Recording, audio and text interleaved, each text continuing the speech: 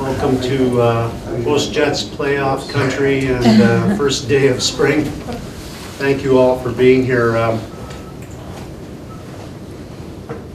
This is a document you've all seen. This is the budget speech for 2013. On the budget speech text, you will read a number of comments by, of course, the finance minister, as is the custom. You'll notice if you read the speech that the first page and a half of the budget speech focuses on the need for the PST to be raised to do flood preparatory work or flood prevention work. Page and a half. Earlier this week, we learned that the government has not got a plan to actually do the work. They want the money now, but they haven't got a plan to actually spend the money in a constructive way, in a real way. The reality is that they've tried to manufacture, unsuccessfully, a crisis of their own making. They're trying to make their own mismanagement and their own lack of foresight into Manitoba's emergency. And that's not right. Now, they've shifted gears during the week and decided that they want to talk about spending the money on a lot of other things, but you know that this is what the case was. What I'd like to illustrate today to you is the fallacy of that argument. This is the 2011 Flood Review Task Force report, which was delayed in its release to coincide roughly with the release of the budget document. In this document, projects are outlined, major projects. There are a number of ideas in here, but the projects themselves are limited in number. The government is saying that this would require them to spend $1 billion. That's the number that's been thrown around. Let's talk about that. What are the major projects that the government would have to construct as a result of this report? Well, the Holland Dam, which the minister says would cost half of that, about $500 million.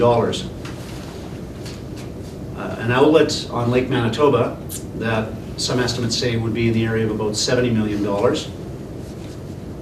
The Shellmouth Gates, about a $20 million project, and dike reinforcement between Portage la Prairie and Winnipeg, about $70 million. If you add that up, that's about 2/3 of the expense that would be required by this report. Now, I give the government this. This report was released recently, but it is not a report about new projects. These are reports, some of these are 50 years old, that are about these projects. For example, the Holland Dam proposal, one of the first reports about the Holland Dam was released in 1961. That proposal has been around for decades. The outlet proposals have been around since 1958. The Shellmouth Gates have been discussed since 1992. The government's announced that they were going to do them 3 times in the last decade, but no work has been done to date. And dike reinforcement between Portage and Winnipeg has been discussed since 1952.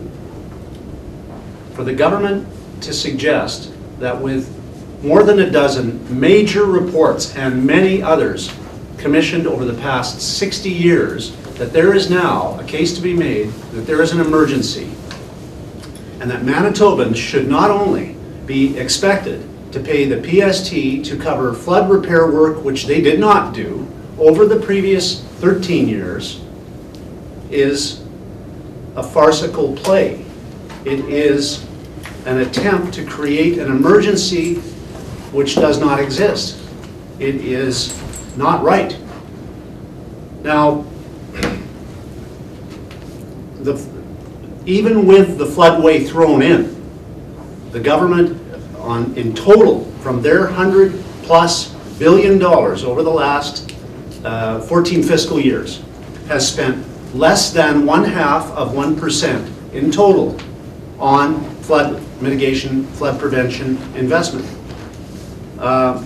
So to try, as this government's doing, to make their own mismanagement the case for a tax grab, to say we have to have this money now, we have to have it now. That's why the government is saying they have to tear up the Taxpayer Protection Act. They're saying we have to tear that Taxpayer Protection Act up because by gosh, we need the money today and we have to have it now, even though we don't have a plan to spend it.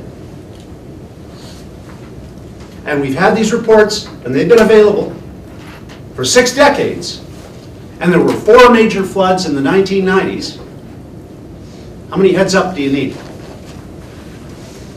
Remember, to put this in context, that this government has been governing Manitoba during the most prosperous period in the history of our beautiful province.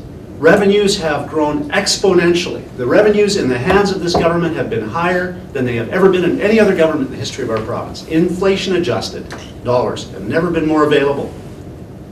Now you combine the reality that the government has had old proposals that have been around for decades with a multitude of funds, and I think you can understand why I say this is just a flood of excuses. That's all it is. It's an excuse for jacking up taxes, nothing more. And in the mix, and a very important aspect of the mix, is that the government is trying to rip up the Taxpayer Protection Act so that they don't have to make excuses next year. So they don't have to go to the people of Manitoba and say, I'd like your permission